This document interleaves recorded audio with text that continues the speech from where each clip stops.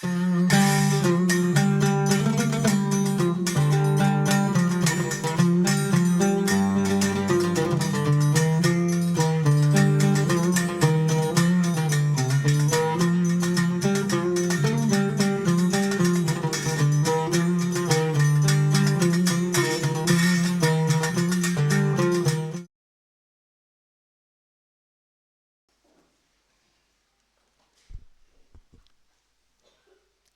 nom du Père et du Fils et du Saint-Esprit, un seul Dieu. Amen.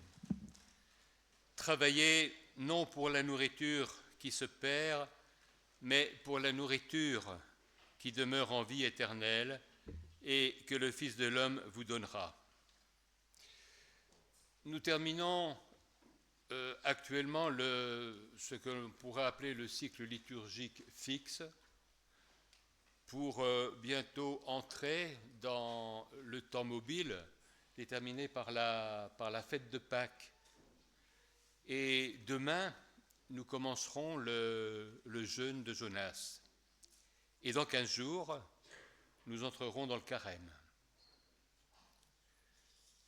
L'évangile de ce jour, si court, n'est pas sans rappeler par une sorte d'anticipation, celui du premier dimanche de carême, vous savez, le dimanche des trésors, qui peut se résumer, ce dimanche des trésors, en cette phrase: « Là où est ton trésor, là est ton cœur ». L'Évangile aujourd'hui nous plonge dans une scène qui suit immédiatement la multiplication des pains. Après avoir été rassasiée, miraculeusement, la foule se met à la recherche de Jésus. Mais le Christ, loin de se réjouir paradoxalement, de se réjouir simplement de cet engouement, les interpelle. Les interpelle et il leur dit: « Vous me cherchez ? Non, parce que vous avez vu des signes. Signe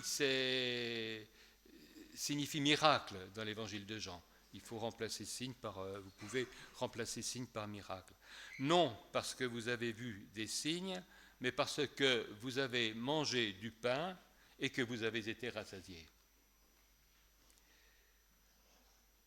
Jésus perçoit que leur quête est motivée par un besoin matériel, immédiat,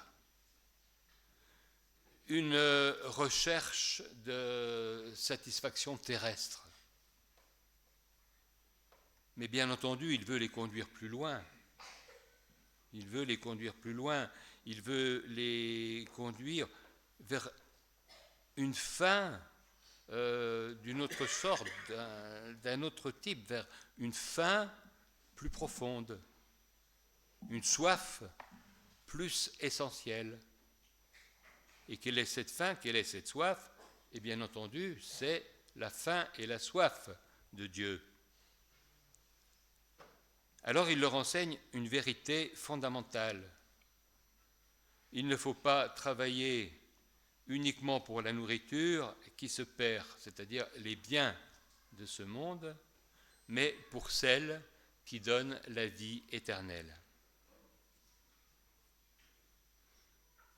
Quelle est cette nourriture qui demeure et qui est source de vie éternelle ? Jésus, alors, parle ici de lui-même. Jésus est le pain de vie. Il est le pain de vie en tant que parole divine et du pain, bien entendu, qu'il va bientôt offrir en plénitude dans l'Eucharistie. Il invite chacun à dépasser une vision matérielle et à chercher la vraie nourriture. La vraie nourriture, celle qui rassasie l'âme et l'esprit et conduit à la vie éternelle. Et cette invitation résonne aujourd'hui dans nos vies. dans nos vies, sommes-nous en quête du Christ? Sommes-nous vraiment, véritablement en quête du Christ? Ou bien nous arrêtons-nous à des biens éphémères, à des biens matériels? En somme, comme on le redira dans 15 jours, où est notre trésor? Vous le savez, nous vivons dans un monde où la recherche du confort et du bien-être matériel peut nous éloigner de l'essentiel. Nos efforts sont trop souvent concentrés sur la réussite. La réussite, celle de l'argent, celle du plaisir. Mais Jésus nous appelle à un autre travail. Un autre travail, et ce travail, c'est celui de la foi, celui de la quête de Dieu et celui du don de soi. Alors, comment chercher cette nourriture impérissable?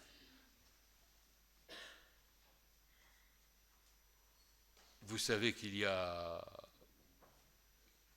plusieurs types de moyens, mais je vous en citerai 4 que vous pouvez peut-être pas multiplier, mais que vous pouvez compléter. Et ces 4, ce sont rechercher cette nourriture impérissable, 1, par la prière, par une vie de prière. Prier, c'est nourrir notre relation avec Dieu, c'est lui ouvrir notre cœur pour qu'il y dépose sa paix et son amour. Autre chose, par la parole de Dieu.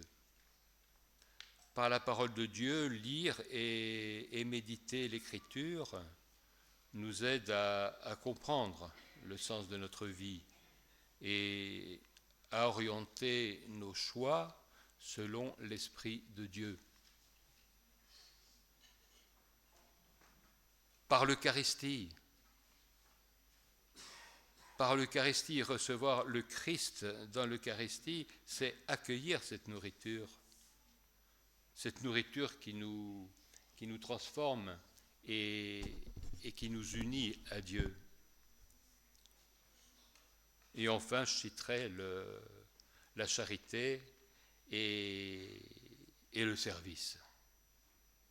Travailler pour la nourriture éternelle, c'est pas seulement travailler pour soi, mais c'est aussi vivre l'amour du prochain. Donner notre temps, donner nos talents, etc., pour construire un monde plus juste et un monde plus fraternel. Voilà 4 pistes que je vous donne pour illustrer cet évangile qui rappelle, comme je vous le disais, cet évangile du premier dimanche de Carême, le dimanche des trésors. Mais finalement, posons-nous à la fin la question, alors où est notre cœur? Jésus nous pose aujourd'hui véritablement une question essentielle. Cherchons-nous seulement les biens terrestres ou avons-nous faim de Dieu? Donc il nous invite à un travail, je vous l'ai dit, plus profond que celui du corps. C'est le travail du cœur. Le travail du cœur qui consiste à désirer et à accueillir la vie divine. Aussi que cet évangile nous pousse à recentrer nos vies sur l'essentiel et à chercher par les prières, en particulier de saint Paul de Thèbes, de rechercher avant tout celui qui seul peut combler notre faim. Jésus, le pain de vie, à lui la gloire dans les siècles des siècles. Amen.